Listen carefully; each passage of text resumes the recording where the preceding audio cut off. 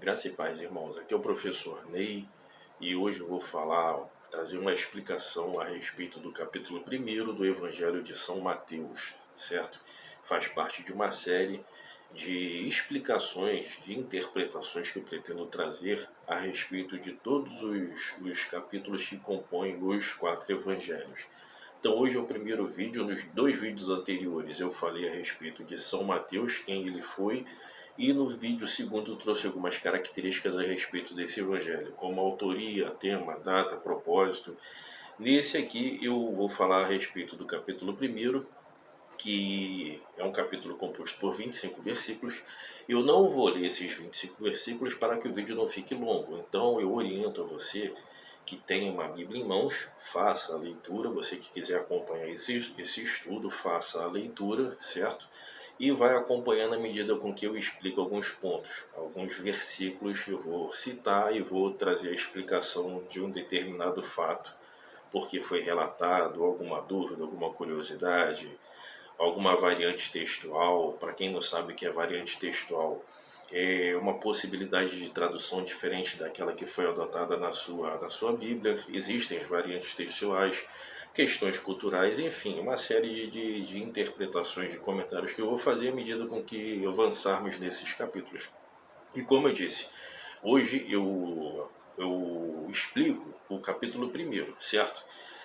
O capítulo 1º do Evangelho de Mateus ele é composto basicamente por 2 assuntos, que é a genealogia do Senhor Jesus Cristo e depois o nascimento dele.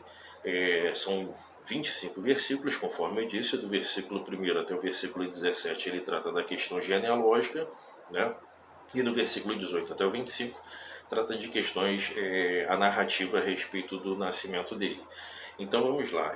Mateus ele começa o seu evangelho da seguinte forma: livro da genealogia de Jesus Cristo, filho de Davi. Mateus ele faz uma ligação com 2 importantes personagens do Antigo Testamento, a qual repousavam algumas promessas, certo?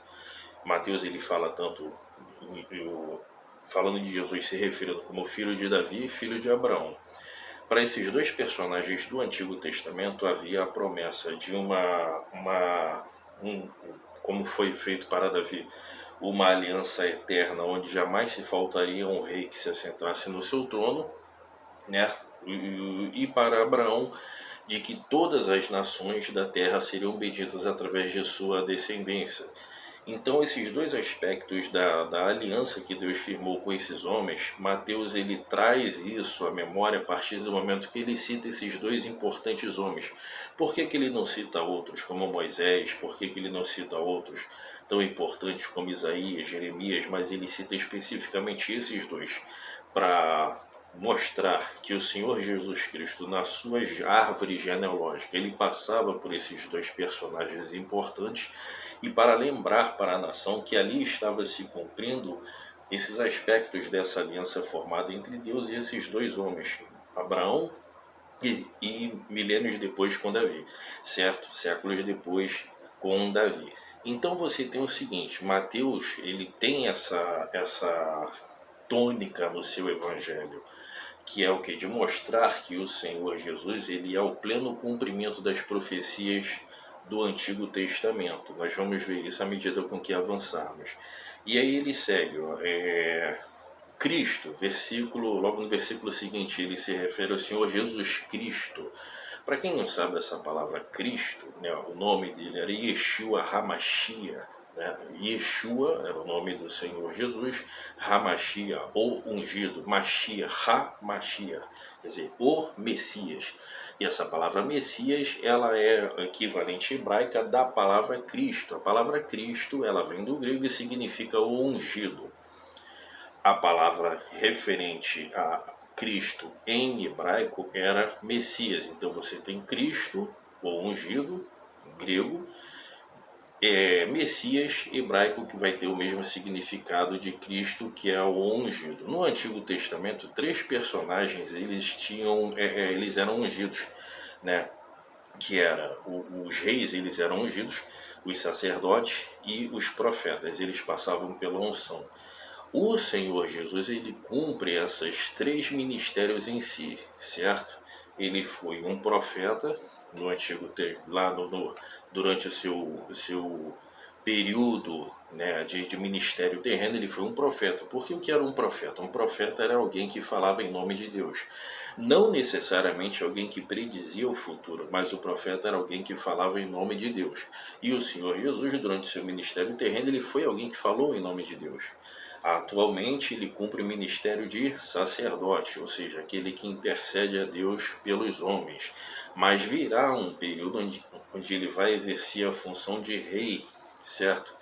Virá onde ele vai estabelecer o reinado dele, né, na terra, o reinado milenar, né, onde tantos entram em questões de debates teológicos, se esse reinado ele é literal, se esse reinado ele é uma figura de linguagem, mas enfim, o fato é o seguinte: o Senhor Jesus irá reinar sobre todos os povos e nações, independente das interpretações teológicas, das divergências teológicas, que eu não vou entrar aqui agora porque não faz parte desse conteúdo.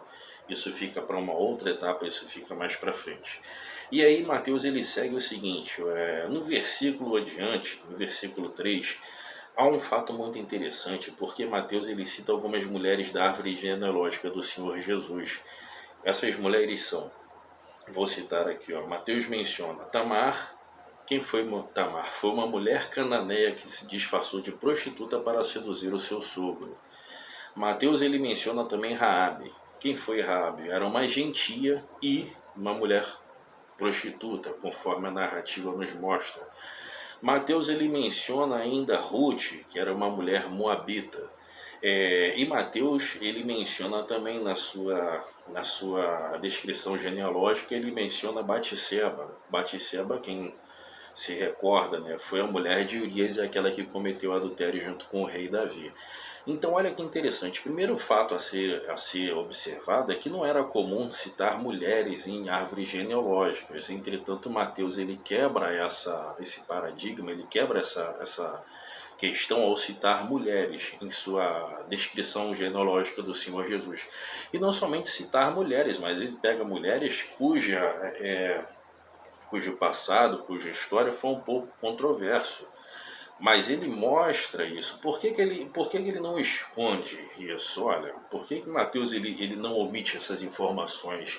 Porque ele quer mostrar, através disso, que a graça de Deus ela é surpreendente. A graça de Deus ela pega pessoas comuns, pessoas pecadoras, pessoas que tiveram suas falhas e dá uma oportunidade dessas pessoas terem a sua história transformada. E essas mulheres que todas foram aqui mencionadas, apesar dos seus erros e das suas falhas, elas foram instrumentos pelos quais Deus trouxe a promessa messiânica, né, a plena realidade, certo? Então Mateus ele mostra isso, ele mostra o poder da graça alcançando pessoas pecadoras.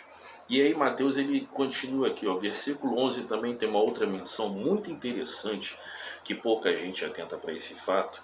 No versículo 11, Mateus diz o seguinte, Josias gerou Jeconias. Ora, o fato de Jeconias ser mencionado nessa genealogia apresenta um interessante dilema. Uma maldição sobre ele, sobre Jeconias, que foi o rei, também chamado de Joaquim, né, proibia para sempre que qualquer um de seus descendentes ocupasse o trono de Davi. Isso já estava registrado, isso está registrado lá em Jeremias capítulo 22, 30. Então se você pegar a sua Bíblia e conferir em Jeremias 22, 30, você vai ver que havia uma maldição posta sobre esse rei, uma maldição preferida pelo próprio Deus através do profeta, onde de acordo com a vida pecaminosa e ímpia que esse rei ele viveu, Deus ele estabeleceu, ele colocou uma espécie de uma maldição, onde ele dizia que nenhum dos seus descendentes se assentaria ao trono, né? E Deus ele estava tão irritado com aquele rei que ele chega a dizer que ainda que ele fosse um anel de selar, Deus arrancaria aquele anel de sua mão e lançaria fora diante da postura que aquele rei tinha adotado e da ira que Deus estava contra ele. Então essa maldição foi proferida de que nenhum dos seus descendentes se sentaria novamente no trono, né, o trono prometido a Davi. Mas aí entra uma questão interessante, olha, mas esse rei que aqui está sendo mencionado, ele faz parte da árvore genealógica do Senhor Jesus. Então, como explicar essa questão? Ora, essa genealogia a qual Mateus ele está citando, essa genealogia ela vem através da linhagem de José. E você deve se recordar que José ele foi pai de Jesus, mas não o pai biológico do Senhor Jesus. Então essa maldição, ela não necessariamente ela atinge o Senhor. E porque o Senhor Jesus Cristo ele não era um filho no sentido biológico, carnal de José, certo? Então essa maldição ela não passa para o Senhor.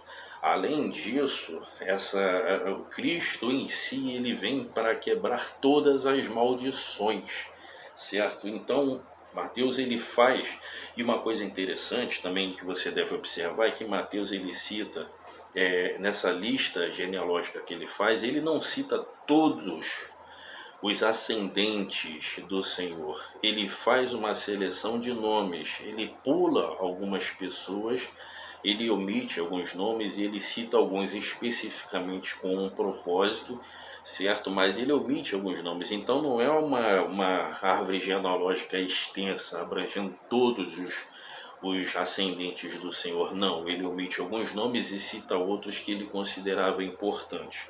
Prosseguindo aqui, ó.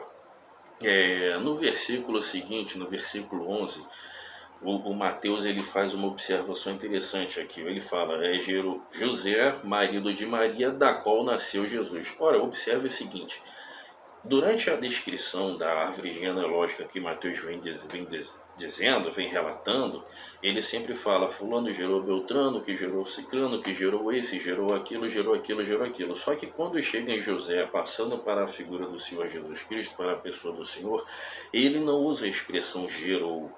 Por quê?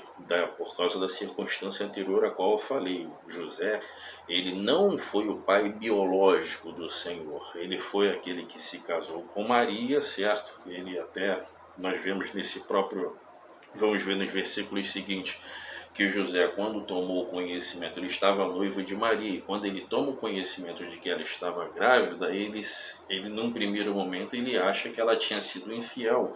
Entretanto, por uma intervenção divina através de um sonho de um anjo enviado, o anjo comunica que aquilo que tinha acontecido era uma intervenção divina num plano muito maior, e José ele aceita casar-se com Maria, certo, ciente de que o que estava acontecendo ali não era uma traição, mas era uma intervenção divina na ordem natural das coisas, para trazer a cabo o plano de Deus para a salvação, a vinda do Senhor Jesus Cristo e a salvação da humanidade.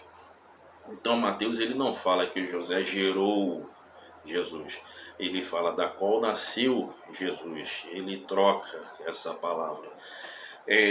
Prosseguindo aqui, versículos 18 e versículo 19, onde fala esse evento que eu citei, né, que eles estavam noivos. Ora, o noivado judaico, quando aconteceu esse episódio da gravidez de Maria, José e Maria, eles estavam noivos, certo? E como era o processo de um noivado judaico? Ele se dava em 3 partes que eu vou ler aqui no meu rascunho, olha só. Havia 3 etapas de um casamento judeu, certo? A primeira, as famílias dos nubentes concordavam com a união, essa era a primeira etapa. Segundo, era feito um anúncio público e neste momento o casal estava oficialmente noivos. A cerimônia era semelhante ao noivado hoje, a não ser pelo fato de que o relacionamento só poderia ser rompido em caso de morte de um dos nubentes ou através de uma carta de divórcio. As relações sexuais não eram permitidas durante o noivado, certo? Então os noivos se casavam e passavam a viver conjugalmente como um casal habitual, certo? Então, quando acontece o episódio do anúncio da gravidez de Maria, José e Maria estavam noivos, certo? Ele poderia ter dado uma carta de divórcio a ela, considerando uma traição, né? Uma vez que ela estava grávida, então ele poderia considerar isso, naturalmente ele ia considerar isso uma traição. Entretanto, uma intervenção divina, através de um sonho, um anjo lhe foi enviado e lhe disse que não temesse e que não fizesse tal coisa, pois aquilo que estava acontecendo vinha da parte de Deus, era a mão de Deus interferindo na natureza do homem, interferindo nas ordens que Deus estabeleceu, no plano, né, natural das coisas, de Deus interferindo, criando um milagre, certo, para trazer à existência o Senhor Jesus Cristo e posteriormente a salvação do homem através do Senhor. Em sonho, é interessante, no versículo 20 Mateus conta que José foi comunicado em sonho. A narrativa de Mateus sobre o acontecimento descreve 5 sonhos reveladores. Você vai ver que logo na etapa inicial do Evangelho de Mateus, ele menciona em 5 episódios diferentes que José, foi orientado através de sonho, certo? Isso também nos serve como uma lição de que Deus, ele tem muitas vezes de mensagem a nos transmitir através dos sonhos. Os sonhos não devem ser desconsiderados, não devem ser descartados. Você também não tem que dar crédito a todo o sonho que você tem, porque às vezes você vai dormir com a barriga cheia e vai sonhar demais. Mas algumas das mensagens mais importantes que Deus pode transmitir ao homem, ainda nos dias de hoje, sim, é através de sonhos, certo? Lhe porás o nome de Jesus, versículo 21. E lhe porás o nome de Jesus, cujo significado é o Senhor salva. Yeshua Hamashia. Yeshua significa o Senhor salva, né? Hamashia, o Messias, quer dizer, o ungido. Hamashiach, o ungido, a qual eu já expliquei antes. E para que se cumprisse, versículo 22, Mateus disse, para que se cumprisse, Mateus destaca o cumprimento de nada menos do que 12 profecias do Antigo Testamento. Mateus ele faz mais de 60 menções ao Antigo Testamento em seu Evangelho. E ele faz menção a mais de 12 profecias que foram cumpridas só em seu Evangelho. Para você ver como Mateus ele dá tanta importância a resgatar as promessas do passado, da antiga aliança e mostrar o cumprimento delas em Cristo, certo? E para finalizar aqui a nossa análise, no versículo 23 diz assim, eis que uma virgem conceberá. Ele lembra a profecia de Isaías, cerca de 700 anos antes. Isaías havia proferido a sua profecia e dito, eis que uma virgem conceberá. Havia debates em relação a essa palavra em hebraico, se ela seria traduzida como virgem ou serva. Quem já estudou hebraico, ou tive essa oportunidade de estudar, sabe que o hebraico, né, o hebraico bíblico, ele às vezes uma determinada palavra poderia ter, né, algumas aplicações diferentes. Então os teólogos, né, os estudiosos da época se questionavam, ela deveria ser traduzida como uma virgem ou como uma serva. E Mateus ele põe fim a esse debate a partir do momento que ele escolhe a palavra virgem. Eis que uma virgem conceberá. E de fato foi o que aconteceu. Maria era uma virgem e ela sobrenaturalmente ela concebeu e deu luz ao Filho do Senhor Jesus. Certo? Então essa é uma breve explicação, uma breve análise desse capítulo 1. Eu retornarei em outro vídeo onde abordaremos o capítulo 2 e sucessivamente, se assim o Senhor nos permitir. Se você gostou, curta, compartilhe, divulgue com seus amigos. Essa é uma forma de você também evangelizar. Graça e paz, obrigado a todos, fiquem na paz, fiquem com Deus.